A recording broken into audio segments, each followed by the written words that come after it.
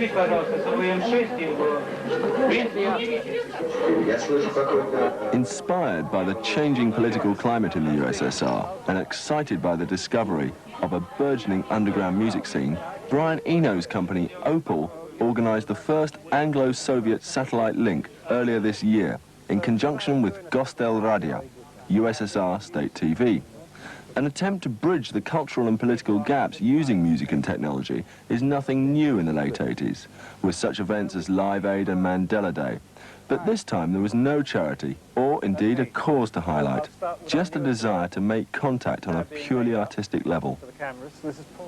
Once Gostel Radio decided that it was a good idea, it was very, very quick, which I think is quite funny when you think that Soviet Union is presented also as being such a huge bureaucracy, and that, you know, everything would take ages there. In fact, I think it's quite the opposite, because I think because of their bureaucracy, people cut through it that much quicker, you know. They played some tapes of the... For this unique satellite discussion, Eno brought together a handful of the most interesting and outspoken musical figures from both sides of the Iron Curtain. This is Paul McGuinness. He's the manager of U2. This is Peter Gabriel. This is Chrissie Hynde from the Pretenders. I'm Brian Eno, as I hope you know. And here's Mark Cox from Wolfgang Press. On the Soviet side, he called upon the writer Artyom Troitsky, who headed the Russian panel at the New Music Seminar, to lead and introduce the Soviet team. Here next to me is Zhanna Guzarova, who is probably the only female rock star in the defeminized world of Soviet rock.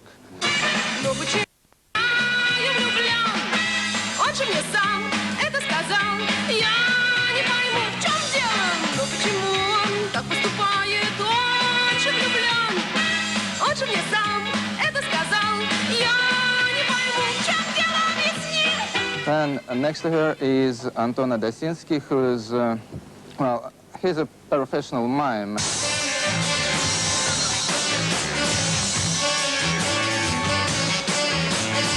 What he's actually doing is he's a choreographer and, well, and dancer and singer.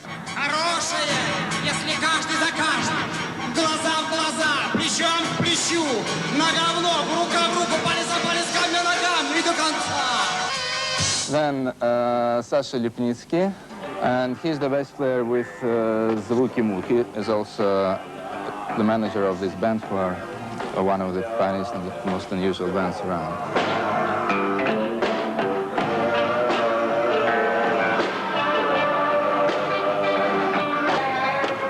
Then next to him is Boris Grebenshchikov, who is a huge cult personality in the Soviet Union, a singer and songwriter with Aquarium. Скажи мне, что я сделал тебе, зачем эта боль? Но это без объяснений, это, видимо, что-то в крови. Но я сам разжег пламя, которое выжгло меня изнутри. Я ушел из-под закона, но так и не дошел до любви. So then Misha Barzykin, he's well, he's young and he's sharp, and he's the singer and songwriter with Televizor, who are probably one of the most controversial rock bands in the Soviet Union. Никаких претензий и никаких обид, никаких сомнений. Да, я сыт. И никаких претензий и никаких обид, и никаких сомнений. Да, да, да. The last on the line is Sergei Kuryukhin. He doesn't like himself to be identified as a rock musician, because he's got classical and modern jazz background. And now he leads Popular Mechanics, which is a gigantic band consisting of, well, 50 to 80 members, including alligators and boa constrictors and so on.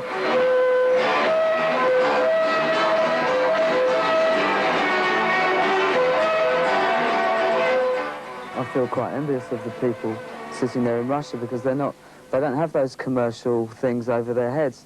They're fairly free to do what they wish. As individuals get very successful, they tend to mix with less people and they live a particular lifestyle. I think the way to keep things moving and keep things changing is, one, to allow yourself enough time out of being a professional musician or a star in inverted commas, but you can absorb other influences, that you can meet other people, that you can still be open in a way that you were before you had success. We're overpaid, you know, we're paid more than nurses and teachers here, you know, like we're rolling in it, basically.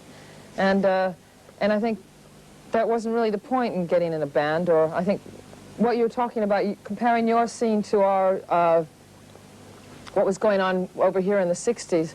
I mean, we all really missed the 60s, and I think the reason that most of us, well, certainly I can speak for myself here, the reason I got in a band was because it was an anti-establishment thing, and it wasn't really meant to be a career.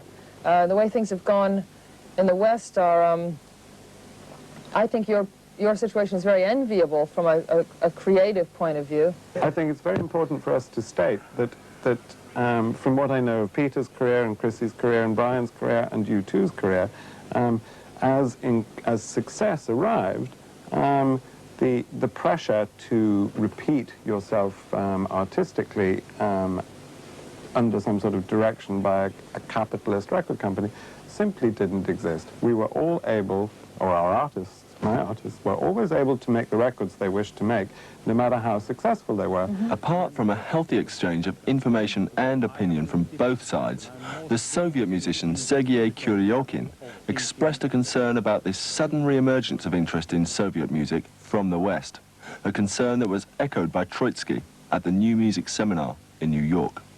Soviet rock is very different in spirit to what you have in the West. And it also plays a very different role in the society. So I think that, you know, to take it artificially from the Soviet Union and put it down into the Western soil is not a very wise idea. There doesn't seem to be any fear in the Soviet Union anymore. Whereas before, you did always feel as though people were saying, you know, we mustn't do this or mustn't do that. Sounds almost as quick as a revolution. Well, it is a revolution. It's quite definitely a bloodless revolution.